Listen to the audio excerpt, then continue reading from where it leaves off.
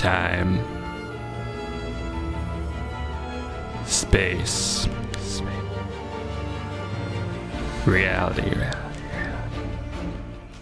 It's more than a linear path.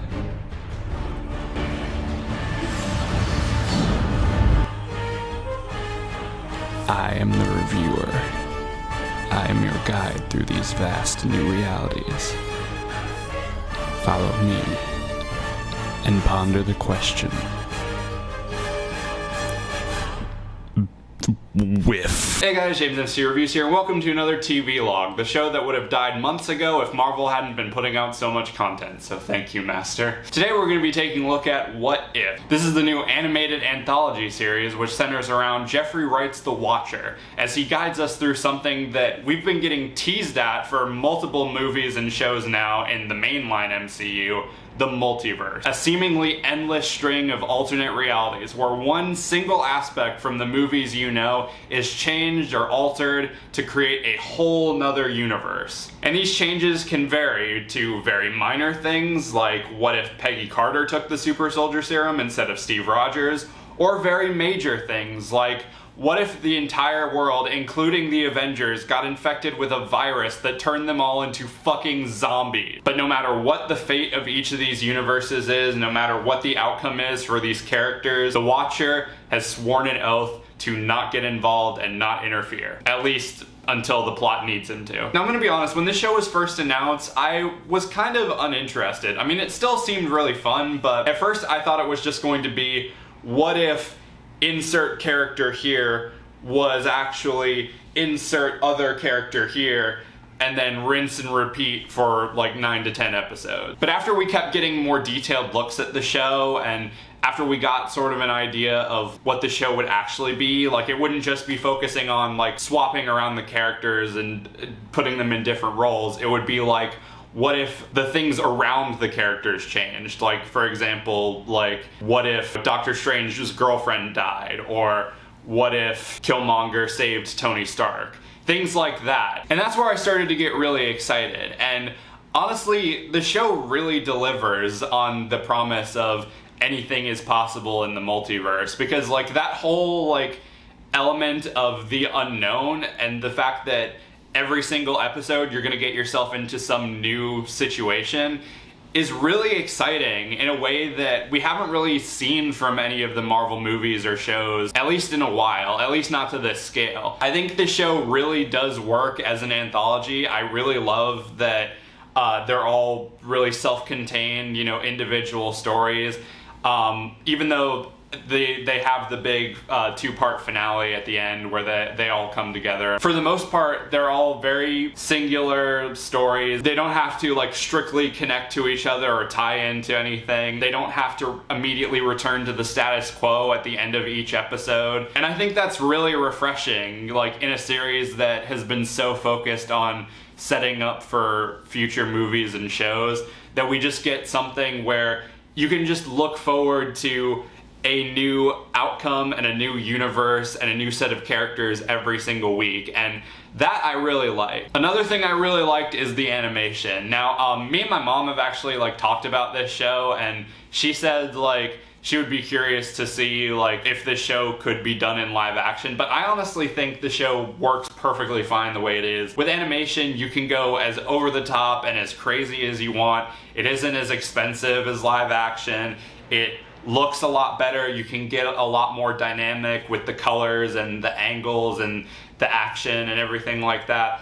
And I really love the animation here. There are so many, like, when I was doing my Thor Ragnarok video, I was talking about how that movie was filled with poster shots, like individual like frames that are just so artistically gorgeous that, you know, you want to hang them up on your wall. In this show, every episode has like 5 poster shots, and it's honestly awesome. I think it really benefits in the action scenes. I think the background animation is really great. I love some of the like little details, like trying to find the Watcher hidden in different parts of the background. So yeah, I really don't think the show would have worked as well if it was done in live action versus animation. Another thing I really love about the show, feeding into the every episode is a new universe, that gives them the opportunity to play with genres a little bit. You know, we're used to kind of the Marvel formula of the hero's journey with, you know, there has to be a big action set piece and, you know, everything like that. In this show, the fact that they can take these different episodes and like put different spins on them to make like,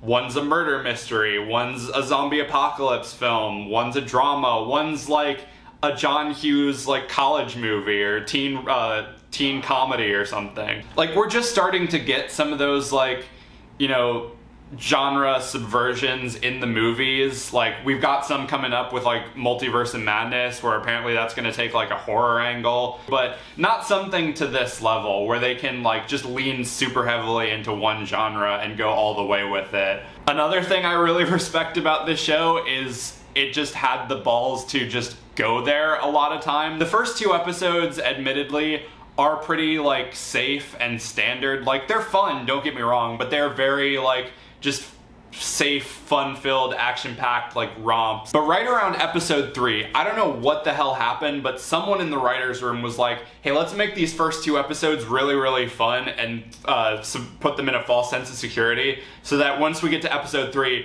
we can just start going full-on batshit insane and just start killing all of their favorite characters in front of them. I'm not kidding. After episode 3 up until like episode 6, we get a full like, and I mean, I was watching this week by week as it was coming out, but we get like a full 4 weeks straight of just really, really dark stories. Episode 3, there's some serial killer who's going around trying to murder all of the Avengers before they can form the team. In episode 4, Doctor Strange goes kind of insane trying to bring his girlfriend back and becomes this really evil, ultra-powered god-like being. Episode 5 is the zombie apocalypse, where a lot of the key characters either get brutally murdered or like turn into zombies. And then episode 6 shows what would have happened if Killmonger, you know, actually had a better plan and actually like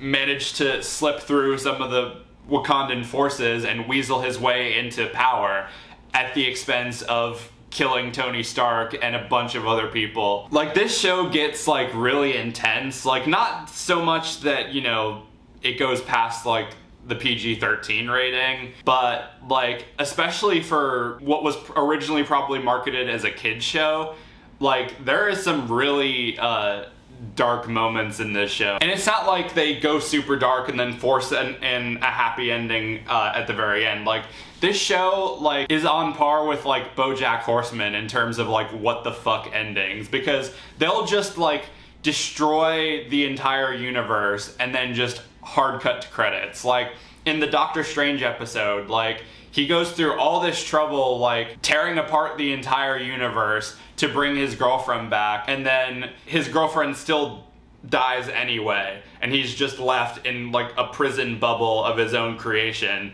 And then you get a quick narration from the Watcher, and then the episode ends. Like, Jesus Christ, this show. But I really did like that. I wasn't expecting it to go there, and it definitely made the show more exciting. And now the show is really good, but it's not void of a few flaws. I think the one big one that everyone's been talking about is the voice acting. The one standout who is kind of exempt from this criticism is actually Jeffrey Wright. Like, admittedly, he does sort of disappear towards the midway point of the series, and he only pops up in like opening and closing narrations. When he does have a more prominent role in the episodes, he's actually really good. I liked Jeffrey Wright's take on the Watcher, and I do kind of hope that he appears in the live action movies. But the rest of the voice cast is kind of a mixed bag. Now, while I do really appreciate and think it's kind of impressive that they managed to get most of the mainline MCU cast to reprise their roles from the movies,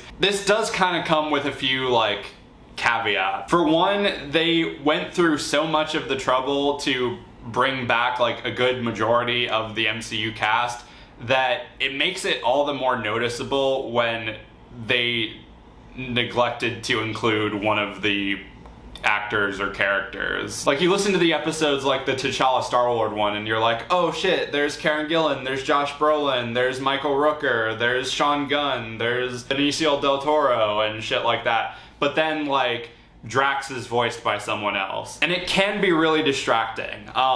This didn't bother me too much because, like, I just chalk that up to this is an alternate universe where, you know, someone else voices these characters.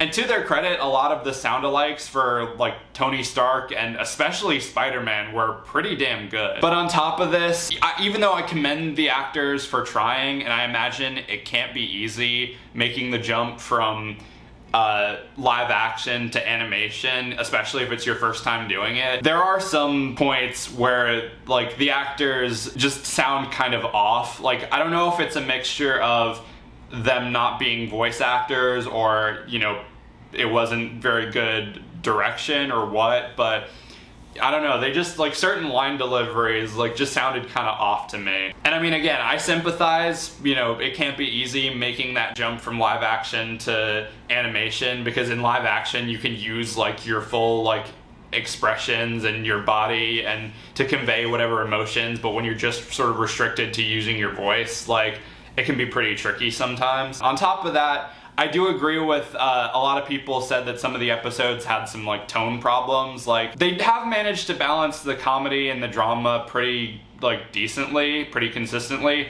But there are outliers like the zombies episode where like people are way too nonchalant about like all of their friends and family members, you know, trying to kill them. The episodes have a weird pattern of some of them like tend to drag on for way too long, but then others tend to go by really quickly to the point where you want to see more of them. Like, the first two episodes, as fun as they were, did really feel like, okay, can we wrap this up? I kind of know what direction they're going. But things like the zombie episode, when it got to the end, I was surprised that it was already over. I was fully expecting it to be like, to be continued in part 2 or some shit like that. And this isn't really so much of a criticism, but more of an observation. A running theme throughout this show, or running like thing, is the treatment of 3 primary characters in the MCU. Tony Stark, Black Panther, and Thanos. Now, Black Panther, I know, is gonna be like sort of a touchy subject for a lot of people, because as a lot of people know, this is Chadwick Boseman's last performance as T'Challa, Black Panther, before he passed away, unfortunately. And to their credit, the second episode, the one where he's Star-Lord, and then the finale where he shows up in that like team-up episode, are really fun, and they act as a nice send-off for his character.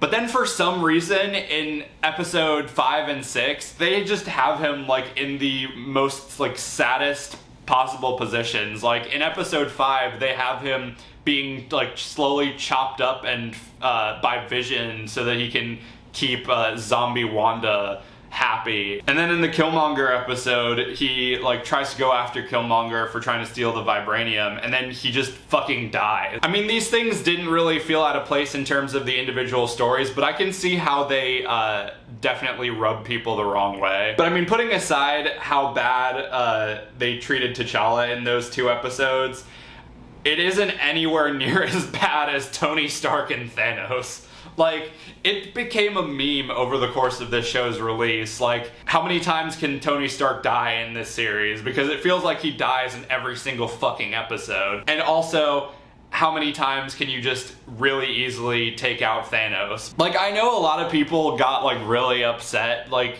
at the, like, treatment of Thanos and how they kind of, like, nerfed him throughout this series, but I honestly just thought that was like just kind of a funny running thing throughout the series.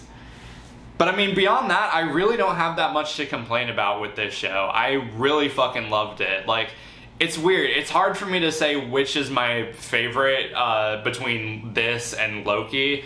I'd have to rewatch both of them again. I think this one edges it out just a little bit more because, you know, it's far enough removed from the mainline MCU to where, and can be judged on its own thing. And the fact that it's just so creative and, you know, the possibilities that they have with this show and, you know, the concept and everything is just so much fun. Like, I feel like this is the show that was made for the people that say like, oh, Marvel movies are so boring because they do the exact same thing over and over again, which isn't completely false, but I feel like if you are someone who thinks that, you will probably enjoy this show because this is the furthest thing from the same thing every time. And I'm really excited for the future of this show because, like, I mean, with the way that it's formatted, they could do this show for as long as they're doing MCU movies. Like, they could start pulling stuff from Phase 4, they could like circle back around and do some of the other like Phase 1 through 3 movies, they could do stuff from the TV shows.